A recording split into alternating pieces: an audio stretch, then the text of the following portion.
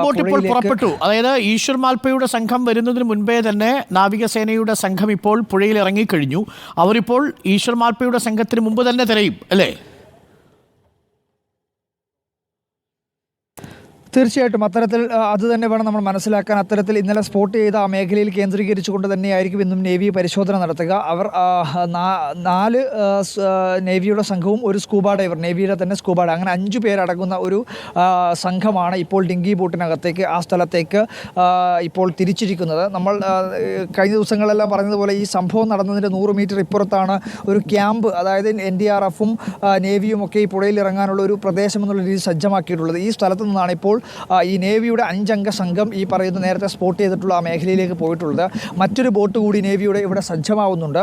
അതിനകത്തും ഒരു scuba diver ഉണ്ട്. അപ്പോൾ 2 നേവിയുടെ സ്കൂബ ഡൈവർമാർ, അതായത് ഇന്നലെ ചെയ്തതുപോലെ തന്നെ 2 നേവിയുടെ സ്കൂബ ഡൈവർമാർ ഇന്ന് ഈ പുഴയിൽ തിരച്ചിൽ നടത്തും. ഒരുപക്ഷെ ഈ കലക്ക് എത്രത്തോളം ഈ ദൗത്യത്തിനൊരു വെല്ലുവിളിയാവുമെന്ന കാര്യത്തിലൊരു സംശയമുണ്ടെങ്കിൽ കൂടി അവർ ഈ ആദ്യഘട്ടത്തിൽ അവിടത്തേക്ക് പോയി ഒരു പരിശോധന. പക്ഷേ അർജുൻ കല്യാട് ഒഴുക്ക് കൂടിയിട്ടില്ല എന്നുള്ളത് ശുഭസൂചനയാണ്. നേരത്തെ ഡിഫൻസ് PRO അതിൽ പിള്ളേ നമ്മളോട് പറഞ്ഞത് ഒഴുക്ക് കൂടിയിട്ടില്ലെങ്കിൽ ഡൈവ് ചെയ്യുന്നതിന് ബുദ്ധിമുട്ടില്ല, പക്ഷേ കാഴ്ചക്കുറവുണ്ട്.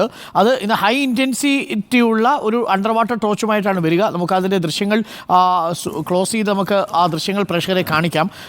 എനിക്ക് തോന്നുന്നു സ്കൂബ ഡൈവർ ഇപ്പോൾ വേഷം അണിഞ്ഞിട്ടില്ല. അവിടെ എത്തിയതിനു ശേഷമായിരിക്കും വേഷവിധാനങ്ങളോടുകൂടി സംവിധാനങ്ങളോടുകൂടി അദ്ദേഹം ഡൈവിങ്ങിനായി ശ്രമിക്കുക. ഇപ്പോൾ പ്രേക്ഷകർ കാണുന്ന കാഴ്ച ഷിഡ്യൂളിൽ നിന്നുള്ള തത്സമയ കാഴ്ചയിൽ നേരത്തെ നേവി മാർക്ക് ചെയ്തിരുന്ന സ്പോട്ടിലേക്കുള്ള യാത്രയാണ്. പ്രേക്ഷകർക്ക് മൺതിട്ട കാണാം. നേരത്തെ ഒരു സൈഡിൽ പ്രേക്ഷകർ കാണുന്നത് നേരത്തെ പ്രേക്ഷകർ തയ്യാറാക്കി വെച്ചിരുന്ന ദൃശ്യങ്ങളായിരുന്നു, സ്പോട്ട് ലൊക്കേഷനുകളാണ്.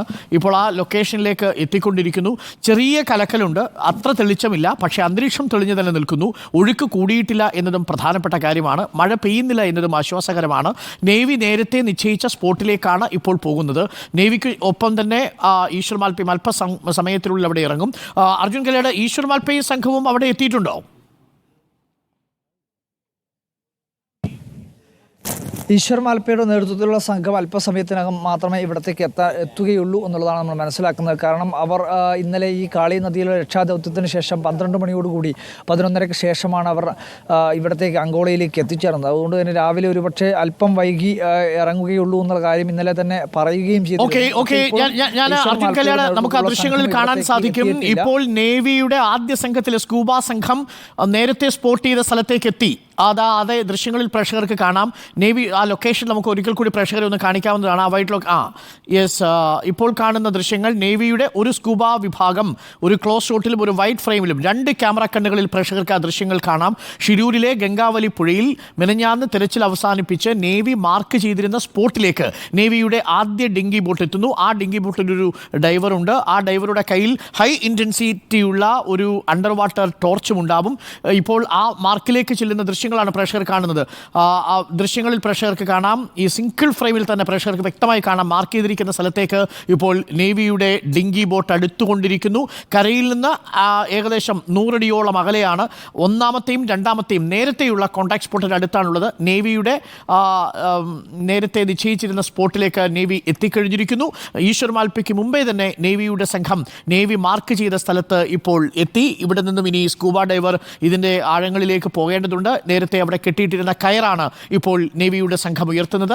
ഈ കയറിൻ്റെ ഒരു ഭാഗമാണ് നേവി മുറിച്ചെടുത്ത് മനാഫിനെ പരിശോധിക്കാൻ കൊടുത്തത്. മനാഫ് ആ കയർ തൻ്റെ ലോറിയുടേതാണ് എന്ന് ഉറപ്പിക്കുകയും ചെയ്തിരുന്നു. അതാണ് വലിയ പ്രതീക്ഷകൾ നൽകിയത്. ഇപ്പോൾ നേവിയുടെ സംഘം നേരത്തെ ഇട്ടിരുന്ന ആ ഡയറക്ഷനിൽ, ആ ലൊക്കേഷനിൽ, ആ സ്പോട്ടിൽ എത്തിയിട്ടുണ്ട്. ആ സ്പോട്ടിൽ നേരത്തെ മുറിച്ചെടുത്ത കയറിൻ്റെ ഒരു ഭാഗമാണ് ഇതിനോട് കെട്ടിയിട്ടിരിക്കുന്നതെന്നും പ്രേക്ഷകർക്ക് കാണാം. ഒരു ബോയെ അവിടെ കാണാൻ സാധിക്കും. അതിന് തൊട്ട് മുൻപിൽ പ്രേക്ഷകർക്ക് കാണാം ഒരു ഓറഞ്ച് നിറത്തിലുള്ള ഒരു ഭാഗം കൂടി അവിടെ, ബോട്ടിൻ്റെ ഒരു ചെറിയ ഭാഗമാണ്, അതുകൂടി അവിടെ രേഖപ്പെടുത്തി വെച്ചിട്ടുണ്ട്. അതിലും കയറിൻ്റെ കഷണങ്ങൾ കാണാം. ഈ കയറിൻ്റെ കഷണങ്ങളാണ് യഥാർത്ഥത്തിൽ മനാഫിൻ്റെ ലോറിയിൽ 300ഓളം അക്കേഷ്യ തടിമരങ്ങൾ കെട്ടാൻ ഉപയോഗിച്ചത്.